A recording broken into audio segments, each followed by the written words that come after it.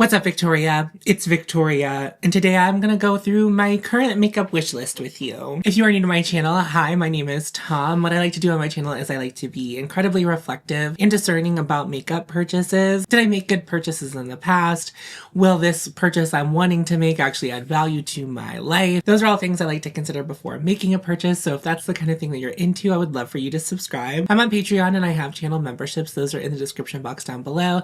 Make sure you check out my pinned comment to support causes that need your help right now, and let's get into the wish list. I know that in recent time, and I think like kind of all year, I really struggled with wanting and the whole consumption process when it comes to makeup, but there are still some things on my wish list that I am thinking about and want. This was more of an act of like, if I was going to spend money on makeup, what would that look like? What would I want that to be? I'm very satisfied with my makeup collection right now, and I feel like I have all of the things that I could ever want and or need in my makeup collection, but like if that wasn't the case and I was just letting my freak flag fly, I'm not putting these things on the wish list because like I'm going to potentially buy them next year. Like I could. These are not items I'm actively saving up for or, you know, trying to get. It's like a wish list if I really let my heart open and decide that I wanted whatever I wanted. These are the items and brands that I think I would check out. Item number one is a Dries Van Noten lipstick. I have not tried anything from Dries Van Noten, and I think they only have lipsticks when it comes to makeup. And if you're not familiar, it's quite expensive. You buy like a beautiful outer shell packaging, and then you also buy refills. And then after you have that outside shell, you can just buy the refills, whatever refills that you want. And I think also like you could just buy one case and then just have a couple of refills and switch the refills into that case whenever you wanted to. So one category of makeup I don't really depot is lipsticks. I can't really depot them. I can make like a lipstick palette, but I don't want to do that. My love for packaging still exists, but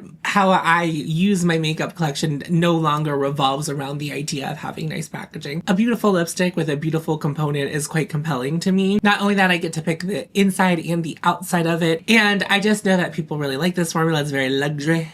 So I just want to try it. I've not really taken a deep dive on their lipsticks or what shade I would want or what finish I would want. All I know is like, it's like an item that I want because I think they're kind of cool and I just like want to try it to see if they're worth the hype. I guess that's kind of it. Next up is a brand, and it's not like a brand I want to try everything from, but I do want to try a couple pieces to just wrap my head around it. And the brand is hermes. I wouldn't say that like it's like this yearning because it's hermes. It's more like I want to destroy the myth of what hermes offers by trying it. Because my understanding of people's love for hermes is that the product is good, the packaging has the hermes on it, and that's kind of the beginning and end of it. And as I continue to navigate these waters between someone who is really attracted to the idea of luxury and luxury makeup, but actually not really like living that life or like needing my products to live up to that, I just want to kind of like break the spell on it. Because I do think once I had some hermes products in my hands, I do feel as though like by the end of it, I wouldn't care that they're hermes. I think I would like some of their products, for example, their bronzer or what they call a finishing powder. Like it's really kind of confusing, their whole thing. That's another thing I want to try hermes for. It's like, what are these products? Because I feel like sometimes they release something and people buy it and they're like, well, I'm using it like this, but I'm not sure if that's what the brand intended. And I think that's a very interesting place to find yourself in. Not only that, they're like, sometimes will do interesting colors and interesting things. Like with their limited edition highlighters, they just sometimes make things that are like kind of interesting.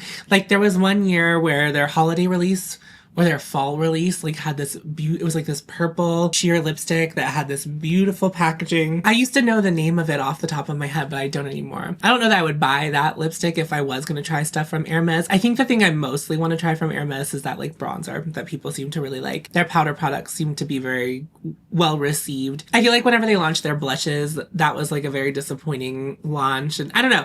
It's very interesting what they're doing over there, and I would kind of like to wrap my head around some of it at some point. So that's something I'm interested in doing. What I'm kind of noticing as we are going through this list is like things I'm curious on like debunking or trying kind of as a reviewer to be like, I really like this and get one in your hands ASAP, or like I tried it and now you don't need to worry about it. Even though I'm probably going to try lovely products in the process, it's like, will the juice be worth the squeeze? Last year at the beginning of the year and following up at the end of the year, I talked about brands I wanted to try more from or try from in general, and Clionadh was on the list. And Clionadh is like on my list still, but specifically I want to try their On Topper the World palette, which I think is what it's called. I love a topper eyeshadow. I have been really enjoying them in like cream stick formulas, like shimmer stick formulas. I've heard a lot of good things about this palette specifically. specifically, and I would like to get my hands on it to try just a different Clionadh formula than from what I've tried. And it's been a long time, sans one eyeshadow I bought this year. It's been a long time since I have bought something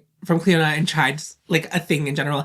And I do want to try one of their palettes. So this is, I think, gonna scratch all of the itches I want from a Clionadh purchase. The next one I haven't really talked about on camera, and I don't think that this product made its way into a critical sass, but I have swatched this product, and every time I'm in a makeup store that sells this brand, I go and swatch it and I consider buying it, but I don't need it, and that is why I haven't bought it. But I would say that this is a genuine one. It's a blush from the brand Ilia. So I give Ilia a lot of crap on my channel. I like don't get what they're doing. Their vibe is off to me. It's like not my favorite thing that they do. Like also they're kind of like riding on this like clean beauty high. That's like what they're doing. They love clean beauty. They're all about clean beauty over there. And I just can't really get behind everything. Although I have tried the glazing milk this year, or whatever they call it, whatever their version of the milky toner that they make. The shade Glimpse in their blushes is so pretty.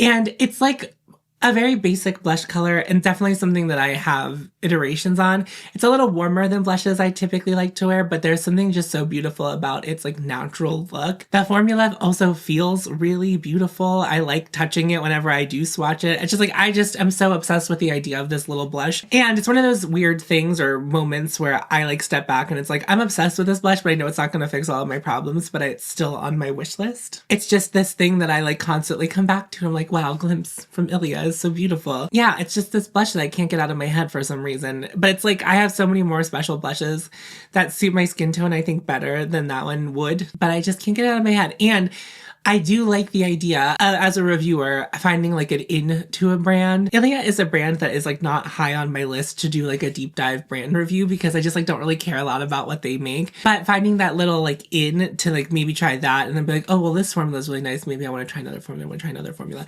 I know a lot of people really like Ilia products, even removed from the fact that they're clean. Like it's the reason they buy from Ilia is not the fact that they're a clean brand, but just the fact that like Ilia is a brand that they tried something from and really like stuff from them. You know how there's just like brands that I don't care for and I have grudges against for no reason. Ilia is one of those brands and I can't shake it. Like it's I don't know, I'd feel weird coming on camera also being like, guys, I bought an Ilia product. I don't know. It feels very unnatural to me for some reason, but I still think about Glimpse pretty regularly. The next product, and kind of my final product, but we're going to talk about another brand. The next product I would like to buy is the Viseart Sireneuse Etendue palette. And this one caught my eye. I think it came out like last year, maybe, I think sometime last year. I think it was like summer or fall last year. Viseart released this little palette that I have not gotten out of my head. It's like this beautiful like nude palette with like shifts of blue in it. And I just think it's really pretty. And I recently got rid of my one and only Viseart palette. So not that I need to replace it immediately, but I do really like Viseart eyeshadows. I had the Grand Pro 1X and it was more of like a utilitarian thing. This is an eyeshadow palette that I kind of like the idea of the eyeshadow palette as a whole. It looks a lot like eyeshadow palettes I already have, which is why I'm attracted to it. It reminds me a little bit of like a take on an Ethereal Eyes palette. It kind of reminds me of that Charlotte Tilbury palette that I have that I really like. So it has like those vibes and I do really quite like it. It's not something that's like, I feel like I need to rush out to get, but I like Viseart eyeshadows and I really haven't tried a lot of Viseart shimmers. The only time I tried Viseart shimmers, I had this little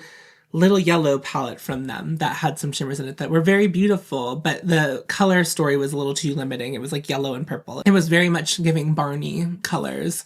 So I just didn't know what to do with that all of the time, but it was really beautiful. And I would like to have another Viseart palette in my collection. And finally, the last brand I think I want to try, or that's like still on my list, is Byredo. I haven't tried anything from their makeup line, which feels crazy. And the reason it feels crazy is because I've been dancing around trying Byredo for forever. I think the problem with Byredo is my problem with like some other brands is I have there's no avenue. Like they sell lipsticks and like lip glosses and lip products, and while it's a category I appreciate and like it's not a category that I always want to be spending that much money on.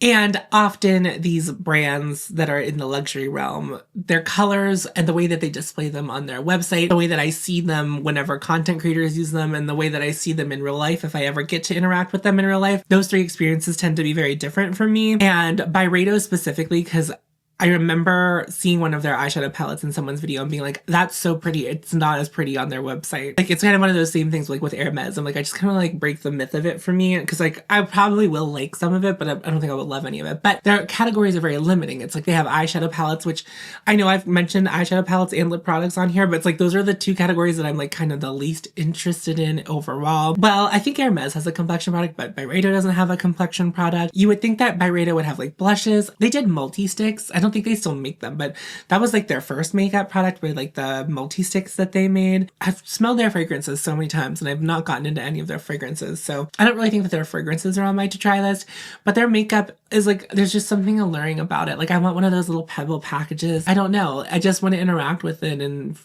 see it. But I also know that like once I finally do, I won't like it as much as I think I'm going to, or care about it as much as like I think I want to care about it, if that makes sense. So yeah, Byredo is like kind of on the list too. So that's kind of it. I know this is like a really short little wish list video, but this is, I think, the result of everything. The work that I've put in as a makeup consumer to really help force disinterest in new makeup launches. When new makeup launches come out, being like critical of them, being cynical of them, thinking about them. Will I buy them? Also, my relationship with makeup is ever changing. So it's like something has to be really special. And so I do feel as though I delivered these products that I'm interested in, these brands that I'm interested in with like a bit of a half-heartedness. But that is actually how I feel. I feel half-hearted about even like wanting makeup. I'm just, like I said at the beginning, I'm very satisfied with my makeup collection right now. And I do like to buy things to review occasionally. And I do get PR and like, that's really nice to review. But like, it's been a long time since like a product launched. And I was like, I feel like I really need that. When I think about the makeup that I was truly excited for this year, a lot of it was quite boring. Like Victoria Beckham released a new eyeliner shade, and that was something that I was interested in. The shimmer sticks from Dose of Colors, it's literally magic sticks. That's a shade extension that I was excited about. I already liked the product. When I think about the makeup that I bought this year that like I truly wanted, it was all kind of boring. I just feel like the flashy newer releases don't super excite me, but we'll see what comes out next year. Hopefully the makeup world picks up the pace. I feel like this year was really slow for the makeup industry in general. There was like just not a lot of interest in a lot of what they released this year. So hopefully if they had low sales this year, they will try to impress us come next year, which would be very exciting for them to put a little bit of effort in. Anyway, that's going to be it for me today. Thank you so much for watching. Remember to follow your haute and you'll find me, and I'll see you in a video very soon. Go forth. Tits out.